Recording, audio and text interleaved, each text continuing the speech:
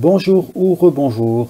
Donc notre sujet de bac sur les lignes de transmission, c'est-à-dire en fait le fait que quand on transmet un signal d'un endroit à un autre, ce signal transite par différents morceaux de ligne, par exemple d'un téléphone à une antenne, etc., jusqu'à arriver à notre téléphone. Donc chaque fois, les messages qui sont tous codés en bits qui valent 0 ou 1, donc c'est du langage binaire, sont parfois affectés d'erreurs puisque au niveau physique, il y a des contraintes sur le transport des données électromagnétiques en fait. Donc on a une probabilité P qu'un bit arrive de façon correcte et P1 moins P, donc que le bit soit changé, un devient 0 et inversement. Donc ce type de choses est très intéressante pour tout ce qui est étude des transmissions. Alors, vous demandez comme première question d'abord de prouver que P était inversible et de trouver sa matrice. Donc le plus simple, c'est prendre sa calculatrice et une fois qu'on l'a, de montrer que P-1 fois P, ça fait bien identité. Voilà.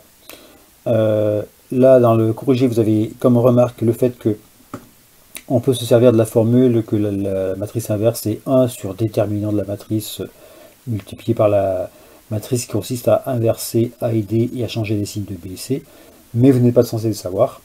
Et on vous propose également une troisième méthode qu'on avait déjà vue, c'est-à-dire poser une matrice A, B, C, D, en la multipliant par ceci, on doit trouver la matrice identité, et en fait ça nous fait 4 équations, et en résolvant ces 4 équations, on retrouve les coefficients de la matrice P-1. C'est très long, en principe dans un sujet de bac, on n'a jamais le temps de le faire, donc calculatrice. Pour la deuxième question, donc on vous demandait de calculer P fois D fois P-1, on le fait tout simplement, on calcule par exemple ceci fois ceci, ou pourquoi pas ceci fois ceci, et on rajoute la troisième matrice après, l'important étant évidemment de suivre bien l'ordre dans lequel on le fait. Si on commence à changer le sens des choses, ça ne marche plus. Voilà, on doit retomber sur A, normalement ça ne doit pas poser trop de soucis. La troisième question, donc question 1C, donc c'était montrer qu'on a ceci. On le fait par récurrence, ça se fait assez bien. Donc au niveau initialisation, donc pour n égale 1 ici, on a directement, parce que D c'est D puissance 1. Et pour l'hérédité, c'est une hérédité absolument immédiate. On écrit que AN plus 1 c'est AN fois A, ou le contraire, peu importe. Enfin, on suit bien ce qu'on a fait après.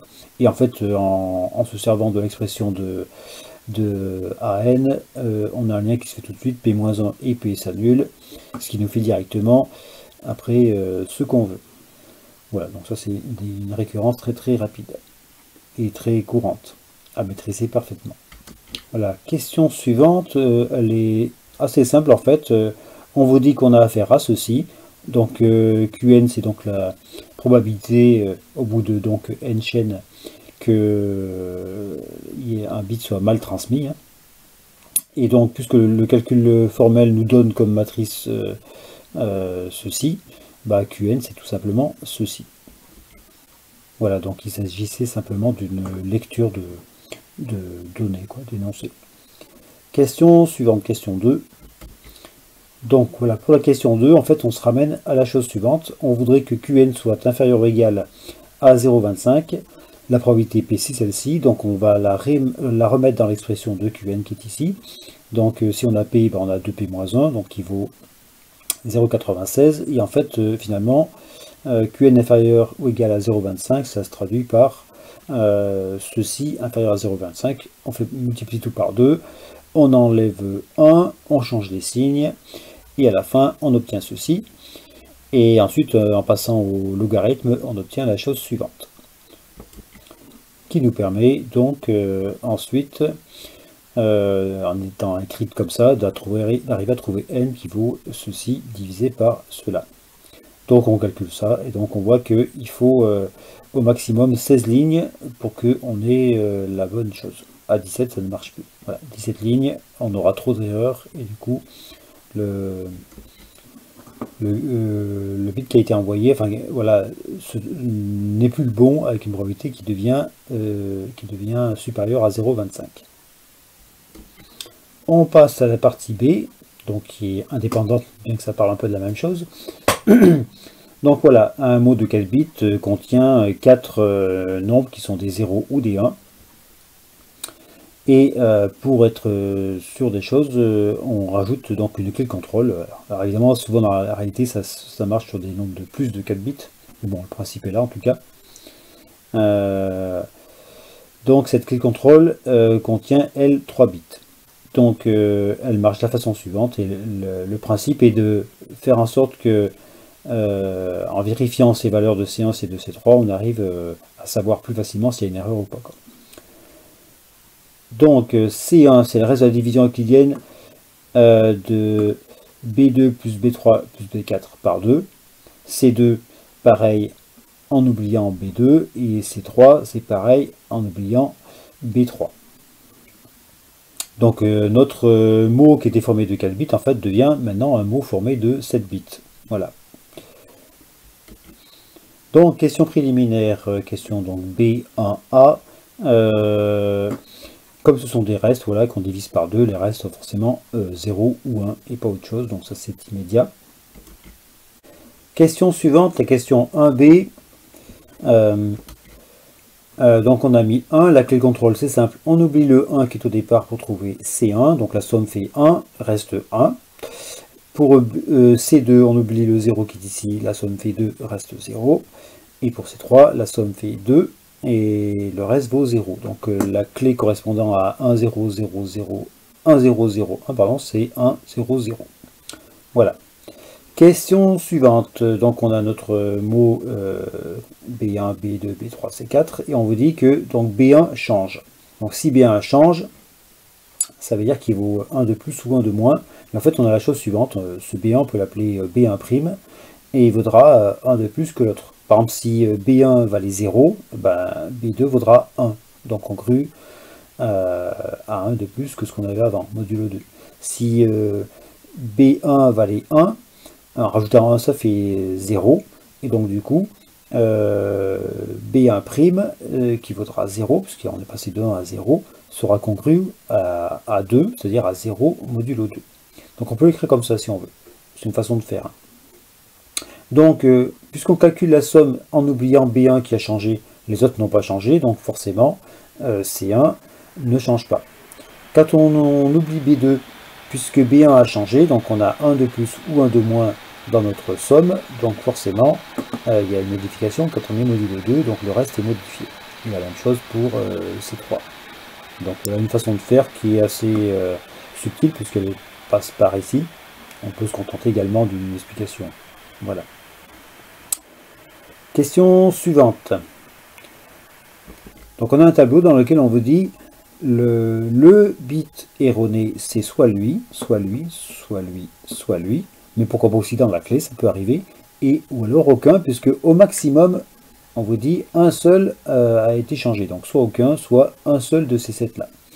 Ce qu'on a fait auparavant, quand on a changé B1 en disant qu'il était faux, on a vu que ça y modifié C1, C2, C3. Il se passe un peu la même chose quand c'est B2. Hein, on oublie donc dans la somme pour calculer C2, on oublie B2, donc ça ne change pas. Par contre, les autres sont changés. Et pour la C3, on oublie B3 qui est faux, donc on ne voit pas de différence. Par contre, ça change C1 et C2. Ensuite, comme B4 est présent dans les 3 sommes, C1, C2, C3, s'il est faux, bah, les 3 sommes seront fausses. Ensuite, si les codes envoyés, donc C1, sont faux, bah forcément, le contrôle ne va pas calculer la même chose que le résultat qui est faux. C'est-à-dire qu'en fait, si C1 avait été juste, on aurait trouvé que la clé revérifiée à la sortie était juste aussi. Donc là, il est faux, ou alors c'est C2 qui est faux, et donc forcément c'est faux, ou alors c'est C3 qui est faux, et forcément il est faux. Ou alors, aucun n'est faux, et à ce moment-là, quand on recalcule C1, recalcule C2, recalcule C3, on trouve les mêmes choses que ce qu'on avait reçu. Donc pour la question 4, en fait, il faut bien voir que on reçoit un message qui fait donc 7 bits, on prend les 4 premiers, et avec ces 4 premiers, on calcule C1, C2, C3, et en fait, on va les comparer au C1, C2, C3 qui faisaient partie du message. Donc ce sont les mêmes ou pas. Et on s'aperçoit en fait que si jamais C1 est juste, mais pas C2 et C3, Donc autrement dit, on ne retrouve pas la même chose là. Enfin, on ne retrouve pas ce qu'on avait ici en refaisant le calcul. Si c'est C1 qui est faux, on sait qu'on a forcément le bit 1 qui a changé. Et en fait, on peut remarquer que chacun des triplés qui sont écrits ici est différent. Donc j'en prends un au hasard. Hop, si on s'aperçoit que en recalculant la clé avec les chiffres qu'on a obtenus et qu'on constate que C1 n'est pas le même que celui-là, par contre les deux autres sont les mêmes, eh ben, on a affaire au triplé par comparaison, donc FJJ, et dans le tableau il est à un seul endroit, il est ici, ce qui signifie que c'est forcément C1 qui est faux. Donc la connaissance de ce tableau, dans la mesure où au maximum on a une erreur, donc 0 erreur ou une erreur, la connaissance du tableau permet de dire quel bit est faux parmi les 7. Alors pour la question d'après, on va justement se placer dans ce cas-là. Donc on a au maximum un bit de faux, et donc il s'agit en fait de voir ce qu'on a. Autrement dit, pour chacun des deux mots, on va calculer la clé correspondant à B1, B2, B3, B4, donc les nouveaux C1, C2, C3, on va les comparer, et on saura si on a affaire à une erreur ici, ici, ou deux erreurs, etc. Et par rapport à ces erreurs-là, on saura hop, lequel est bon ou pas. On fera la même chose ici. Voilà, donc pour le message qui est numéro 1, on calcule les trois clés. Donc on trouve comme nouvelle clé 1, 0, 1. Or ici on a 0, 1, 0. Ce qui veut dire que aucun n'est juste. Voilà, on est dans le dernier cas. Et d'après le tableau, le dernier cas nous disait que c'est le B4 qui est pas bon.